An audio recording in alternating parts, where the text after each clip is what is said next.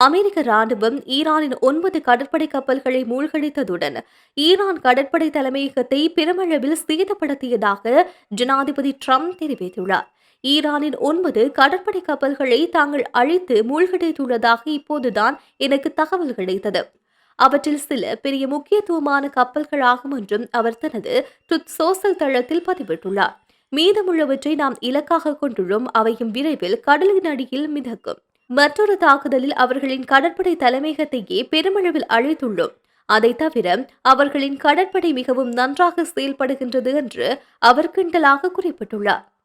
ராணுவ உபகரணம் இழப்புகளை தவிர அமெரிக்க இஸ்ரேல் கூட்டு தாக்குதலில் குறைந்தது 48 ஈரானிய தலைவர்கள் உயிரிழந்ததாகவும் இந்த நடவடிக்கை மிக நேர்மையானது என்றும் ட்ரம்ப் குறிப்பிட்டுள்ளார். ஃபாக்ஸ் நியூஸ் தொலைக்காட்சிக்கு அளித்த பேட்டியில் நாம் பெறும் வெற்றியை யாரும் நம்ப முடியாது.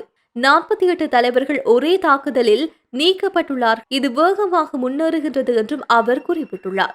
இஸ்லாமிய குடியரசின் தலைமைத்துவத்தை அகற்றவும் அதற்கு இராணுவத்தை அழிக்கவும் சனிக்கிழமை தொடங்கப்பட்ட இந்த போர் முழுமையாக வெற்றியடைந்துள்ளதாக அவர் தெரிவித்துள்ளார். சிஎன்பிசிக்கு அளித்திருக்கின்ற மற்றொரு நேர்காணலில் நாம் நமக்கு மட்டுமல்ல உலகத்துக்காகவும் கடமை செய்கின்றோம். எல்லாமும் திட்டமிட்டதை விட முன்னதாகவே நடைபெறுகின்றது. விஷயங்கள் மிகவும் நேர்மையாக வளர்ந்து வருகின்றது என்று ட்ரம்ப் தெரிவித்துள்ளார். இந்த நேர்காணல்கள் ஒளிபரப்பாகுவதற்கு முன் அமெரிக்க ராணுவம் முதல் முறையாக இப்போரில் உயிரிழப்புகள் ஏற்பட்டதை அறிவித்தது. 3 சேவை உறுப்பினர்கள் உயிரிழந்ததுடன் 5 பேர் தீவிரமாக காயமடைந்துள்ளனர். யுனைடெட் ஸ்டேட்ஸ் சென்ட்ரல் கமாண்ட் மேலும் ஓமான் வளைகுடாவில் துறைமுகத்தில் இருந்த ஒரு ஈரான் போர்க்கப்பல் அமெரிக்கா மூழ்கடித்ததாக அறிவித்தது.